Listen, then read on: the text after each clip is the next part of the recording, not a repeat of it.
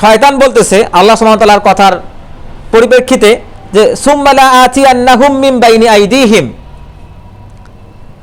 যে শয়তানের কথা সে কি বলতেছে, সুম্মা অতঃপর লা আতিয়ান্নাহুম মিন বাইনি আইদিহিম, আমি তাদের সামন থেকে আক্রমণ করব, এরপর অমিন খলফিহিম তাদের পিছন থেকে আক্রমণ করব, ওয়ান আইমানিহিম তাদের ডান পাশ থেকে আক্রমণ করব, ওয়ান শামাইলিহিম তাদের বাম পাশ থেকে আক্রমণ করব।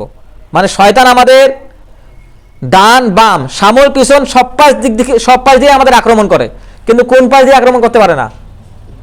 উপর দিক দিয়ে আক্রমণ করতে পারে না। এখন আমাদের বুঝতে হবে সে ডান বাম এবং সামন পিছন থেকে কিভাবে আক্রমণ করে। সে প্রথমে বলতেছে মিন বাইনি আইদিহিম, ইয়াদুন মানে কি? ইয়াদুন মানে হচ্ছে হাত, আইদিহিম আমাদের সামনে আমরা দু হাত দিয়ে যা আঁকড়ে ধরতে পারি, চোখ খুললেই যা দেখা যায়, এটাই হচ্ছে সামন থেকে আক্রমণ। আচ্ছা, চোখ খুললে আমরা কি দেখি? চোখ খুললে আমরা পৃথিবী দেখি। চোখ খুললে আমরা পৃথিবী দেখি কিনা? আল্লাহ সুবহানাহু ওয়া তাআলা বলছেন অমাল হায়াতুদ দুনিয়া ইল্লা মাতাউল গুরুর, এই দুনিয়ার জীবন হচ্ছে একটা সুন্দর ফাঁদ, এটা আল্লাহ সুবহানাহু ওয়া তাআলা বলতেছেন। এরপর সামনে আমরা যা দেখি, সুন্দর একটা বাড়ি, সুন্দর গাড়ি, নারী, পরিবার, লোভ লালসা, এগুলো সব আমরা এই কুমন্ত্রণাগুলো সাধারণ সামন থেকে দেয়। এবং আল্লাহ সুবহানাহু ওয়া তাআলা এই উদ্দেশ্যে বলতেছেন ওয়া যায়্যানা লাহুমুশ শাইতানু আমালাহুম, এই জিনিসগুলোকে, এই শুবহা, এই যে শাহাওয়াত, এই যে আশা আকাঙ্ক্ষা, এগুলোকে শয়তান আমাদের কাছে লোভনীয় করে দেখায়, এবং এগুলো লোভনীয় করে দেখানোর মাধ্যমে শয়তান আমাদেরকে দিন থেকে দূরে সরে নিয়ে গিয়ে সামনের পৃথিবীর প্রতি বেশি আকৃষ্ট করে, আরও সামনের যে পৃথিবী, আরও সামনের যে দুনিয়া, পরকাল সম্পর্কে আমাদেরকে ভুলিয়ে দিতে চায়। এই সামন থেকে আক্রমণ করে, প্রথমেই সে কিয়ামতকে ভুলিয়ে দিতে চায়। আল্লাহ সুবহানাহু ওয়া তাআলা পবিত্র কোরআনে বলতেছেন ইদাব্বিরুল ইনসান কি লিয়াফজুরা আমামা বাল ইউরিদুল ইনসান লিয়াফজুরা আমামা, মানুষ চায় যে সামনের জীবনেও সে ফাসিক করবে, ফুজুর করবে, পাপ করবে, মানুষ এটা চায় সামনের জীবনে, মানে সামনে যা পায়, সামনে যে হাত দিয়ে চোখ দিয়ে আকর্ষণ করে, লোভ লালসা, হাতের নাগালে যা কিছু আছে, এই যে মানুষ আয়ত্ত করতে চায়, এর মাধ্যমে সে সামনের দিনগুলোতেও পাপিষ্ঠ হতে চায়, সামনের দিনগুলোতেও সে পাপের আঙ্গিকে সাজায়। অথচ আল্লাহ সুবহানাহু ওয়া তাআলা বলতেছেন ওয়াল আখিরাতু খায়রুন ওয়া আবকা, আখিরাতে হচ্ছে উত্তম এবং বাকি যা সেটা আখিরাতেই আছে। আল্লাহ সুবহানাহু ওয়া তাআলা মানুষের এই যে সামন থেকে শয়তান যে আক্রমণ, এটাতে পতিত হয়ে মানুষের যে অবস্থা হয় সে বিষয়ে আরো বলছেন কাল্লা বাল তুহিব্বুনাল আজিলাহ,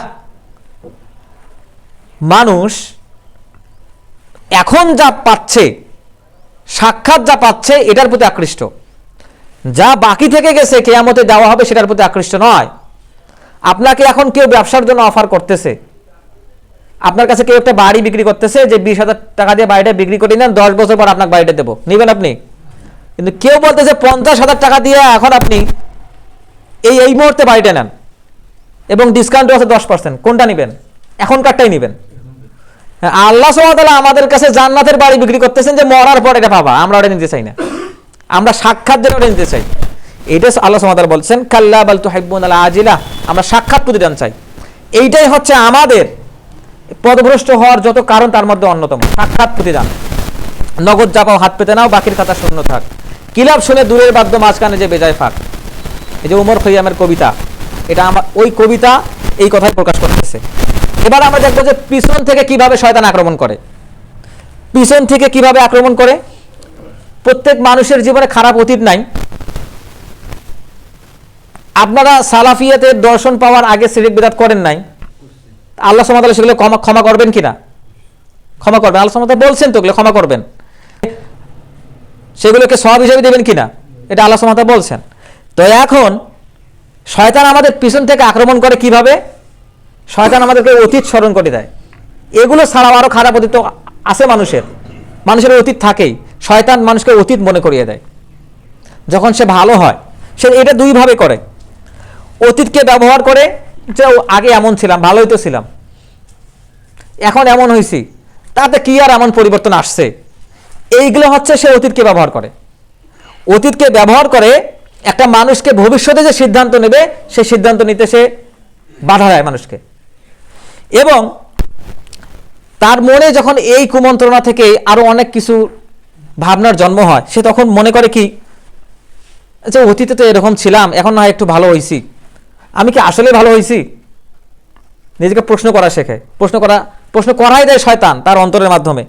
এবং সে মনে করে যে যখন কেউ তাকে বলে যে এটা তো ভুল হয়েছে, এটা এইভাবে ঠিক করা দরকার ছিল, বা আপনি তো এখন কেন জানি এমন, আগে তো ভালো ছিলেন, তখন বলে যে আমি তো আগে তোমার চেয়েও ভালো ছিলাম, আমি আগে ভালো ছিলাম, এখন আমার ভালো থাকার কি দরকার। এই অতীতের এই খারাপ কাজগুলো মনে করে দিয়ে তাকে শয়তান ডিপ্রেশনে ফেলাই দেয়, হতাশায় নিমজ্জিত করে। এই হতাশায় যখন নিমজ্জিত করে তখন শয়তান তার নিয়ন্ত্রণ নিয়ে নেয়। শয়তান নিয়ন্ত্রণ নিয়ে ভবিষ্যতে যে সিদ্ধান্তগুলো নিবে সেই সিদ্ধান্তগুলোতে প্রভাবিত করে। এইভাবে শয়তান আমাদেরকে এই পিছন থেকে অতীত স্মরণ করিয়ে দিয়ে আমাদের নিয়ন্ত্রণ নিয়ে শয়তান আমাদের পিছন থেকে আক্রমণ করে। এরপর শয়তান কিভাবে ডান দিক থেকে আক্রমণ করে? আচ্ছা, কিয়ামতের দিন যার আমলনামা ডান হাতে দেওয়া হবে তার কি হিসাব সহজ হবে কিনা? আর যার বাঁ হাতে দেওয়া হবে,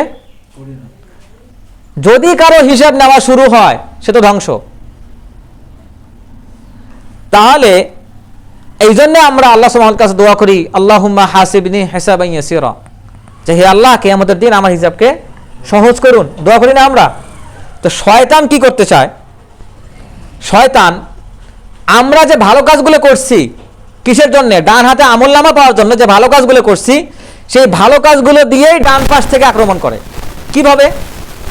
শয়তান আমাদেরকে মনে করিয়ে দেয়, আরে আমি যত সবের কাম করছি হয়ে গেছে, আত্মতুষ্টি।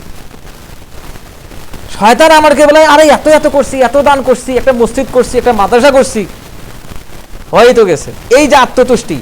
এইভাবেই সে এই আমলগুলোকে নিয়েই ডান পাশ থেকে আমাদের আক্রমণ করে। যেটা আমি ডান হাতে আমলনামা পাওয়ার জন্য করছি, সেই ডান হাতের আমলনামার কাজগুলো দিয়ে শয়তান আমাদেরকে আক্রমণ করে ডান পাশ থেকে।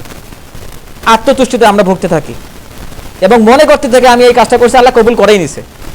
অথচ আবু বকর রাদিয়াল্লাহু আনহু বলতেছেন, যদি আমার এক পা জান্নাতে যায় আর এক পা বাইরে থাকে, তবুও আমি আশঙ্কা করি যে আল্লাহ আমাকে পাকড়াও করবেন। চিন্তা করে দেখেন, এটা আবু বকর রাদিয়াল্লাহু আনহুর কথা, যে আবু বকরের উদ্দেশ্যে রাসূল সাল্লাল্লাহু আলাইহি ওয়াসাল্লাম বলছেন যে জান্নাতের প্রতিটা দরজা আবু বকরকে ডাকবে। সুবহানাল্লাহি ওয়া বিহামদিহি, জান্নাতের প্রতিটা দরজা তাকে ডাকবে। সেই ব্যক্তি এই কথা বলতেছেন। ওমর রাদিয়াল্লাহু আনহু বলতেছেন যে যদি আসমান থেকে একটা কপাট খুলে কোন একজন ঘোষণাকারী ঘোষণা দেয় যে পৃথিবীতে যত মানুষ আছে সবাইকে ক্ষমা করে দেওয়া হয়েছে শুধু একজন বাদে, আমি আশঙ্কা করি আমি সেই একজন। ওমর রাদিয়াল্লাহু আনহু এই কথা বলতেছেন, যাকে দেখলে শয়তান পালাইতো, সেই ওমর রাদিয়াল্লাহু আনহু এই কথা বলতেছেন। আমাদের আত্মতুষ্টিতে ভোগার সুযোগ আছে, শয়তান ওইটা দিয়ে আমাদের আক্রমণ করে। এরপর শয়তান আমাদের বাম দিক থেকে আক্রমণ করে।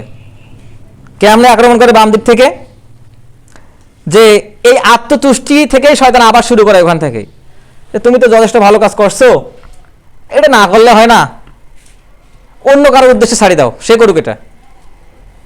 এবং বলে প্রতিদিন আপনাকে সালাতে যথাসময় উপস্থিত হইতে হবে, আজকে তো ওজোর আছে। এইভাবে সে মানুষকে স্লো করে দেয়, অলস করে দেয়, এবং অলস করার মাধ্যমে সে মানুষকে ভুলিয়ে দেয়।